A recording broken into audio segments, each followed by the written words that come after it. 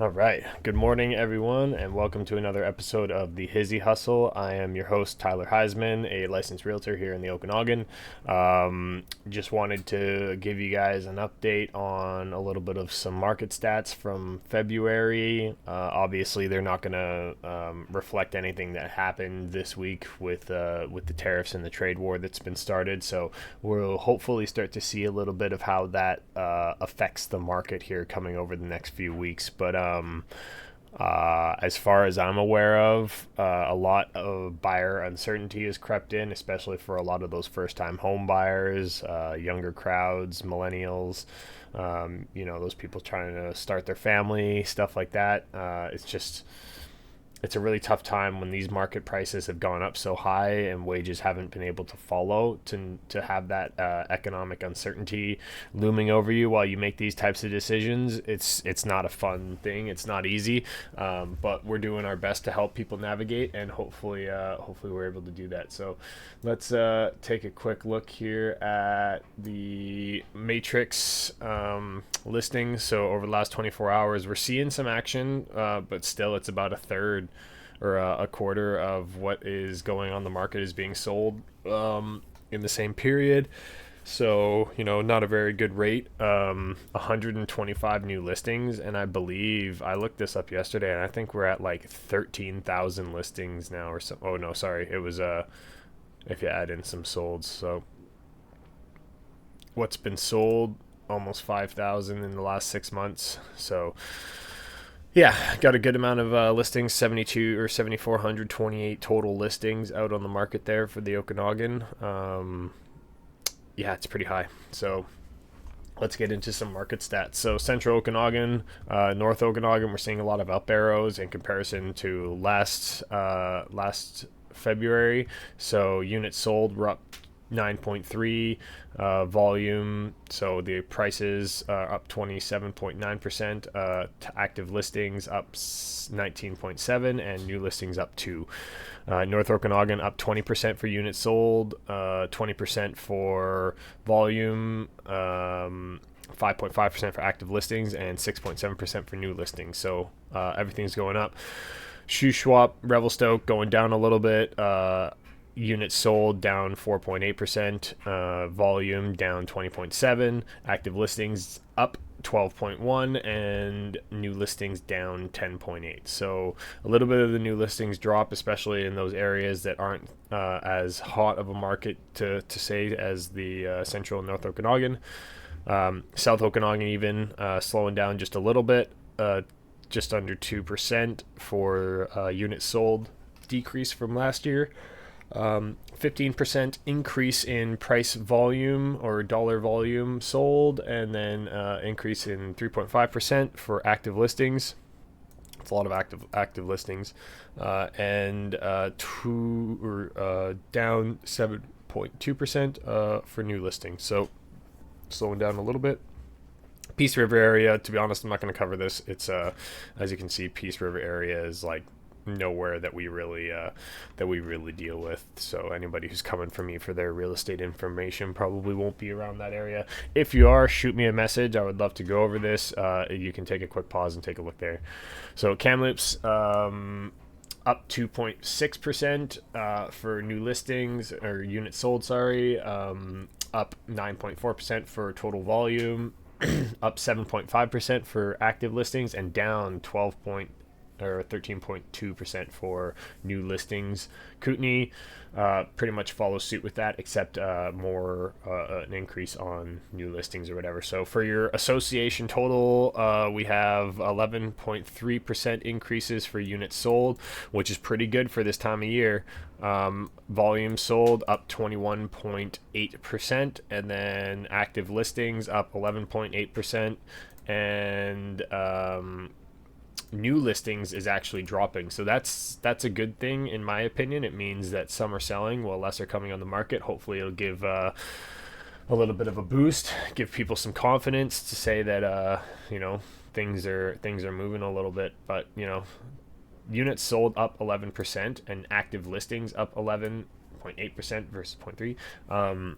It's pretty close. So those two numbers kind of matching up with each other is good, right? Because that means relatively the same amount that's selling that's coming on the market. So it tells me that hopefully we'll be getting into kind of more of a balanced market. We're not looking at a massive price decreases, influx of listings, too much inventory, that type of thing. We're already at that point. We have a lot of inventory right now, but we're seeing some movement. We're seeing some action and an increase from last year, which is super important. So to break down kind of the sub areas a little bit more. So for the Central Okanagan single family dwellings, sales are up 16.2%. Your benchmark price is up 3.9%. Your days to sell are down 4.5%, and your inventory is up 21.2%. So an increase of 21.2% for inventory and an increase of 16.2% for sales. Pretty good. I don't mind that too much. North Okanagan, same type of situation, but just less. 2% up for sales, 6.3% up for your benchmark price, minus 12.6% for days to sell. So time on market's coming down a little bit. Inventory is going up at the same rate that the sales are going up, if not a little bit less. So that's actually a good thing for the Okanagan market, hopefully, or the Vernon market. Shuswap Revelstoke up 22.7% for sales, up 6.7% for benchmark price, down 0.9% for days to sell, and inventory is same as last year. South Okanagan sales down 8.2%, benchmark price up 1.8, and days to sell up 11.4. Inventory is up 9.4. So a little bit of a slower market. Oh gosh, sorry. A little bit of a slower market in the South Okanagan. Not necessarily uncommon, especially because they're typically very much winter oriented, or summer oriented as well. So winter's a little bit of a slower market for them. That's for single family dwellings. Townhouses, pretty much the same, it looks like, for the most part. Sales up 14.6, benchmark stays the same, days to sell up 15.6, and then total inventory is up 20. So a little bit less selling than what's coming on the market, increasing in inventory.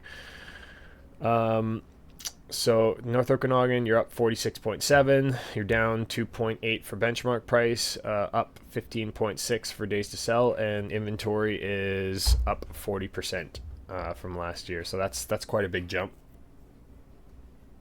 Yeah, it's a little bit more active of a market right now, but it's hard to say kind of what the external factors behind that is. So townhouse sales are down 85.7%. So only one sold in the townhouses for the Shuswap. Benchmark price down 3% or almost 4%. Days to sell down quite a bit, and your active listings or inventory is going up. South Okanagan, no change. Increase in price by 6.2. Days to sell going down almost 30%, and inventory staying the same. Condos and townhouses. So last one, looks like everything is. Gosh, I can't stop yawning right now. I had to rip out some cedars the other day, so my body's just exhausted. God, those are hard work, especially when they're 30 years, 40 years old, overgrown. Anyways, sales up 21.9%. The benchmark price for the Central Okanagan up 1.7. Days to sell 25.2. Inventory up 18.7. So everything's going up. Inventory's going up less than the sales, so that's good. It's great news for Kelowna's condo market. Means some of that stuff's actually moving. Sales for the North Okanagan up 40% for condo sales, which is pretty good. Benchmark price up 2.5. Days to sell 108, so 29.2% increase, and inventory is up 1.5%. Sales for the South Okanagan down 33.3, benchmark price up 3%, days to sell down 2.5%, and inventory is up 188%. So that's not a good sign for the Shuswap Revelstoke market. A lot of condos coming on the market, and none of them, or not much is selling. So Sales for the South Okanagan down 10.5%. The benchmark price is down 6.7%. The days to sell are up quite a lot, 122%, and inventory is up 25%. So everything is kind of leaning towards the slower market for the winter for the Okanagan. Now, these are just your basic areas and whatnot. If you want to kind of take a look as we scroll down this area, if you find your specific area that you're in, take a pause and you can see kind of what is specifically happening for your area in the Okanagan Adventure Bay. So we're into the North Okanagan, Vernon area. All of these sections are slightly different, so we'll just browse over everything. You can see single families, townhouses, and apartments.